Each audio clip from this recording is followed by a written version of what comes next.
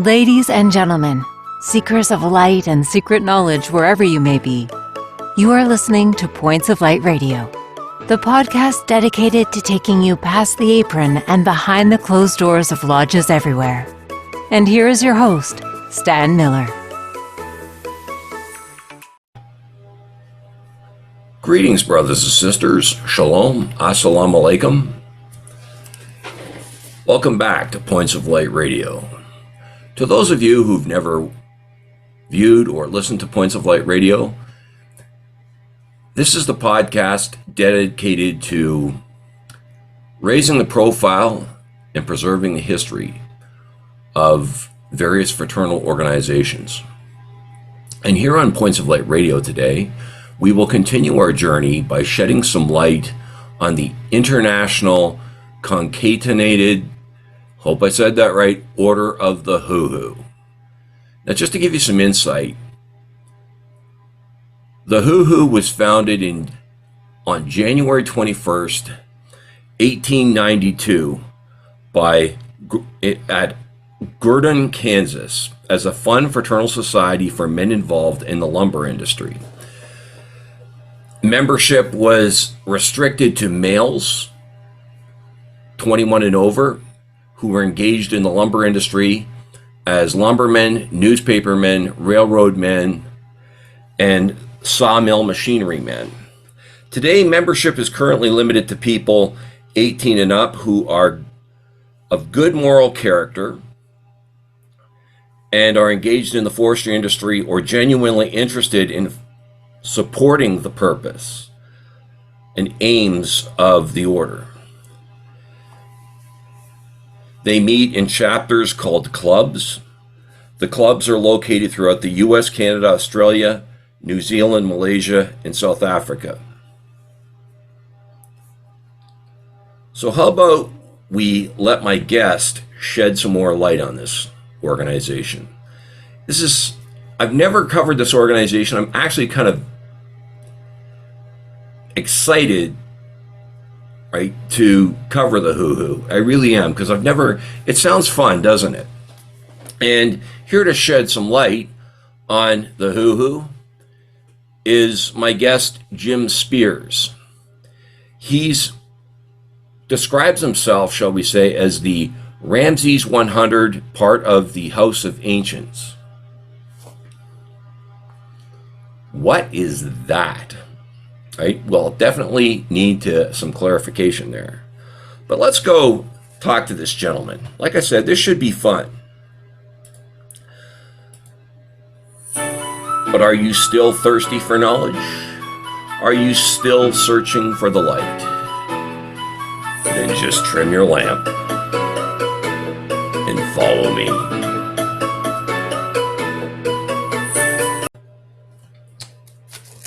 Mr. Speers. Good day, Stan. How are you today? Very good, thank you, sir. Welcome to Points of Light Radio. Happy to be here. Now, in our correspondence, you just said you were the Ramses 100 and you were part of the House of Ancients with the Order of HooHoo. First of all, why don't you tell my listeners and viewers about yourself? Well, I am retired.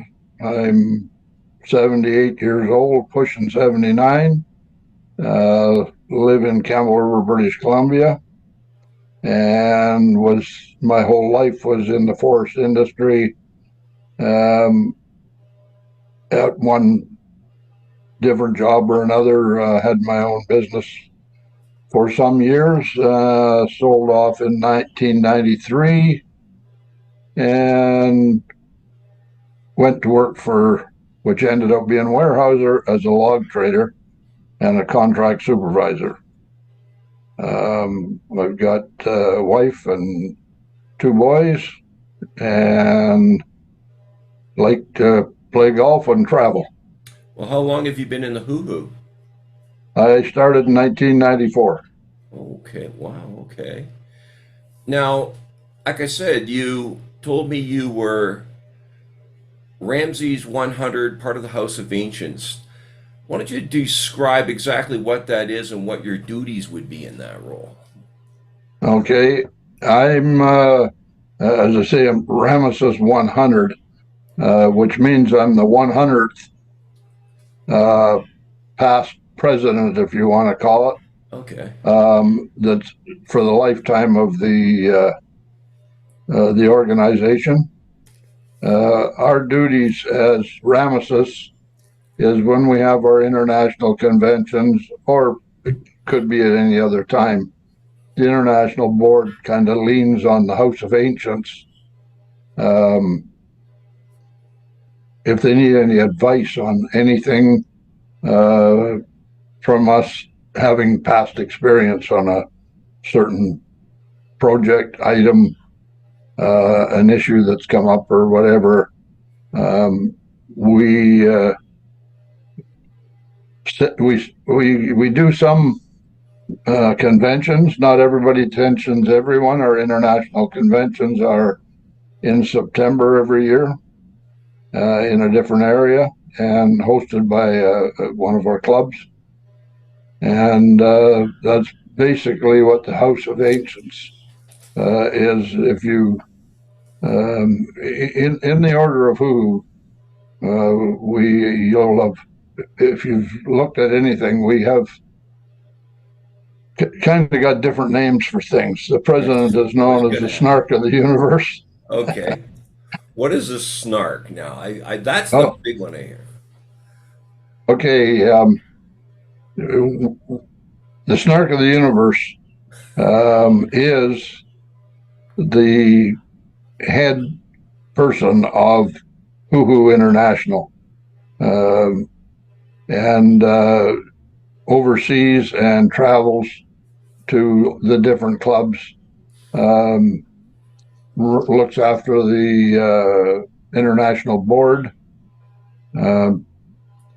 The term snark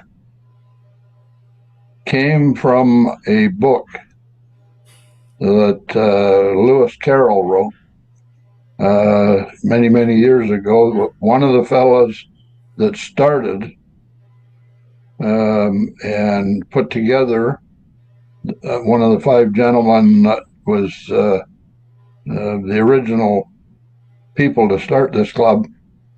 He was reading a book by Lewis Carroll, as I said, that was called The Hunting of the Snark.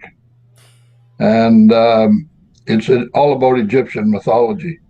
So within our organization, there's a lot of names that would tie back to some of that Egyptian mythology, and the club actually started out.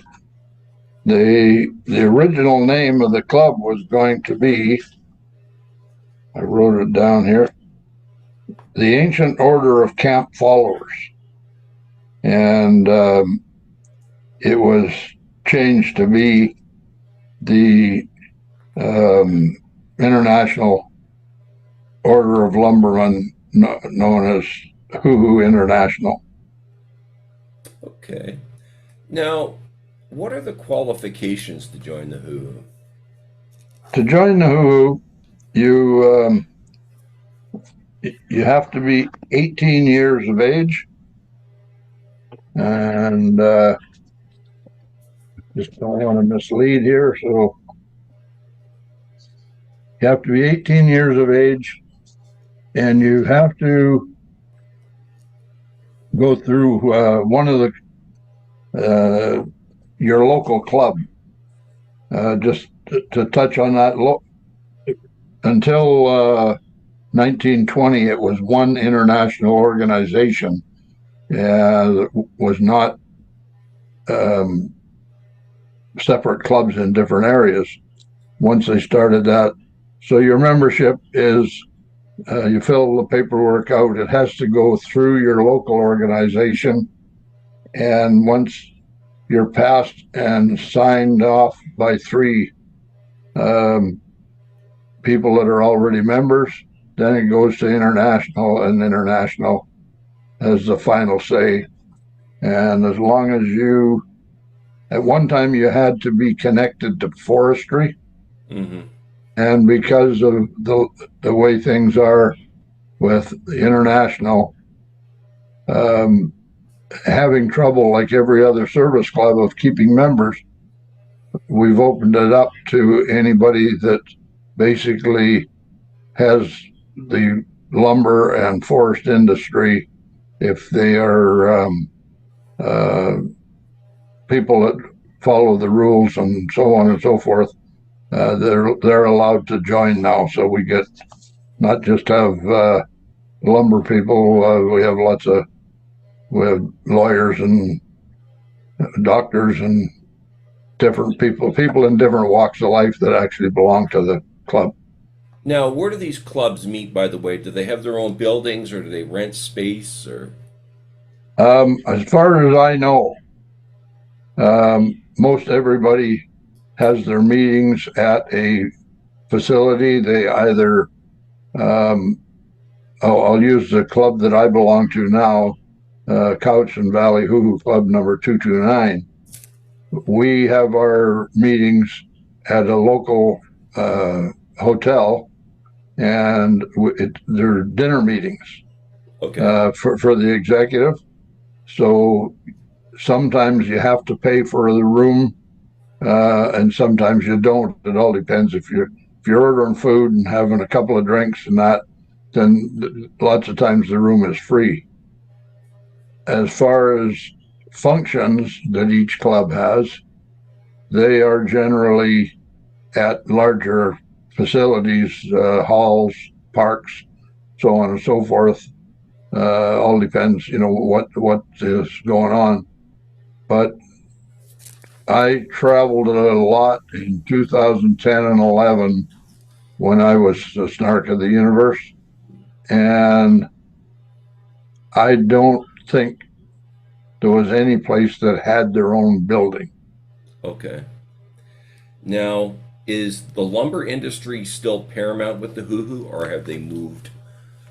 No, the lumber industry, that's what it's all about. Our main objective is to teach people about the forest, about good forest practices, and what is being done to keep the forest as a renewable resource. Now, does the HooHoo have a degree system?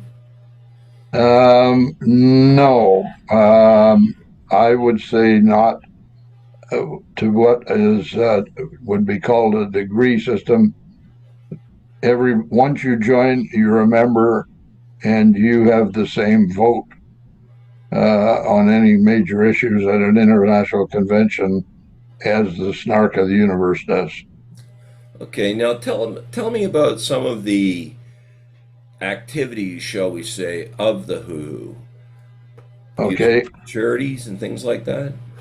Yes. Every club and around the different parts of the world has charities and different things that they raise money for. I know when I originally started, I belonged to the Vancouver Club number 48. Was a director there for a long time. And just so people know, the reason I now belong to 229 is I live on Vancouver Island, and when I retired, I didn't have any reason to be going over to the mainland on a regular basis. So, but both Club 48, for instance, is one of their main things is a kids forestry camp called Evans Lake. And they've put up buildings there. They've done all kinds of different things. The Club 229, our main object there is our Forest Museum, the British Columbia Forest Museum, which is in Duncan, BC. And we give quite a bit of money to that through our members donating lumber and so on and so forth. Plus, we give cash to help maintain the place. We ourselves, actually, we give $3,000 in scholarships to the University of Vancouver Island for forestry students that are working on becoming a RFT or an RPF. Wow. Now, I read in your website one of the aims of the HooHoo would be to foster the health, happiness, and long life of members. Now, how do you do that exactly? The object of that is our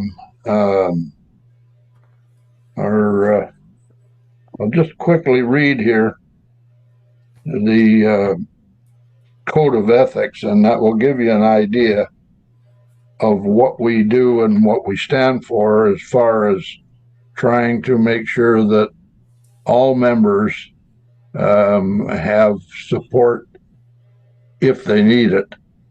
The idea of the HooHoo is to make sure when we have get-togethers, it's not to take advantage of other businesses or whatever. It's to work to make things better for everybody. But our code of ethics is there's 9. Number 1 is to fill with credit the sphere in which we are placed without interfering with the rights of others. Number 2 is to promote human advancement and higher standards of civic, social, and economic relations by developing in business the spirit of the Golden Rule, which we accept as the base principle of peace and prosperity for the world. Number 3 is to establish the spoken word on a basis of the written bond. Number 4, to cultivate true friendship and therefore confidence among persons engaged in the lumber industry.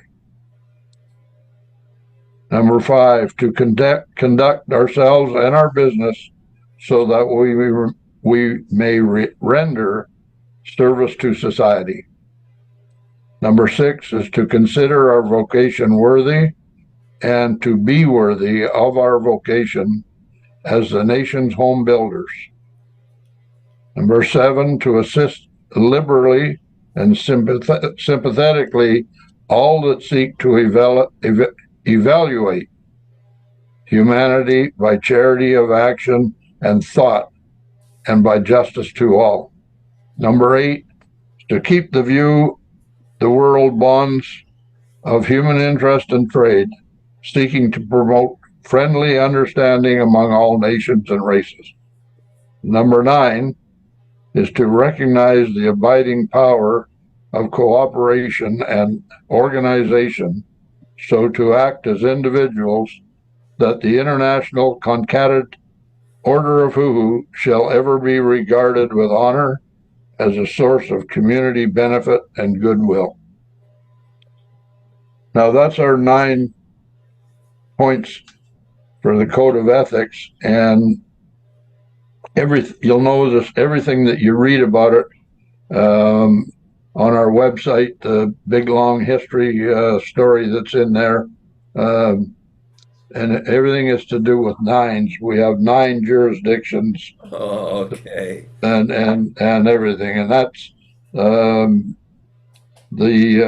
black cat with the tail. If you notice, the tail's in the shape of a 9. Okay. When the black cat. I don't know. I have it on here. That yeah. Yeah, you have seen that? Yeah. Yes. That's interesting. So, what do you feel that the challenges of the HooHoo are today? What challenges do they face today? The basic principles and the basic idea of what the HooHoo organization is still there and still very strong. The issues that we have is membership. Okay. And I think if you check around to all other service clubs, Kinsman, Rotary, all the different ones like that, that they have the same issue. You don't, for us in particular, we are having trouble getting younger people. And one of the reasons is the younger people do not have the means to do the traveling and take time off work for functions and things like that that we could in the past. Most people, because young men and women, lots of the families nowadays, they all work. So there's not, as much as we like to have our recreation time and do it, but keeping members is paramount, and we're always striving to get new members and hang in there. Our club had somewhere at its peak had somewhere internationally around 30,000 members. Now we're internationally probably at 3,500. Okay. Now, what drew you, first of all, to the Who? Obviously, you worked in the industry itself. Yeah. Each club, one thing that the clubs are good for is what you want to call networking. Mm-hmm. So when I sold my business in 1993, the end of 93, I went to work for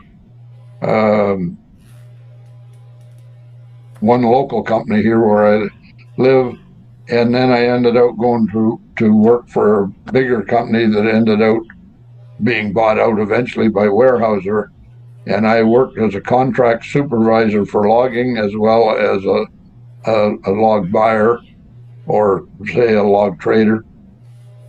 And by joining the HooHoo Club at that time, I'll just back up. The reason I didn't join before that was I didn't travel around. My work and my whole life was within 100 miles of where I live. Yeah. But once I got into the business where there was more of a social aspect, I joined HooHoo then.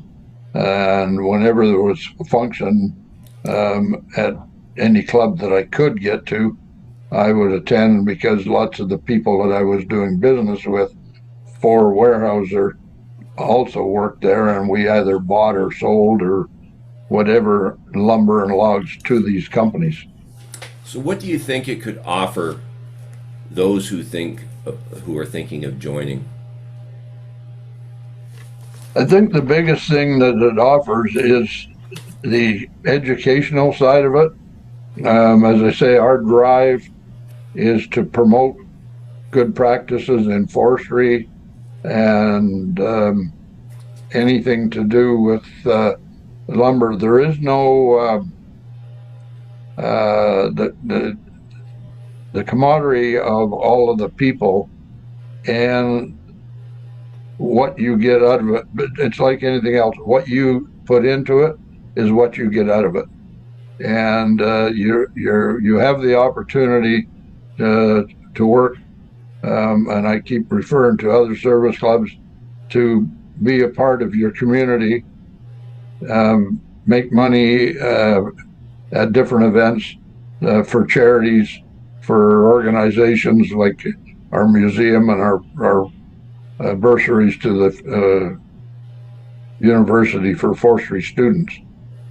As far as personal gains, I don't. There's the only personal gain that I can see that you get from, to me, I've been around other service clubs too, is the people that's there.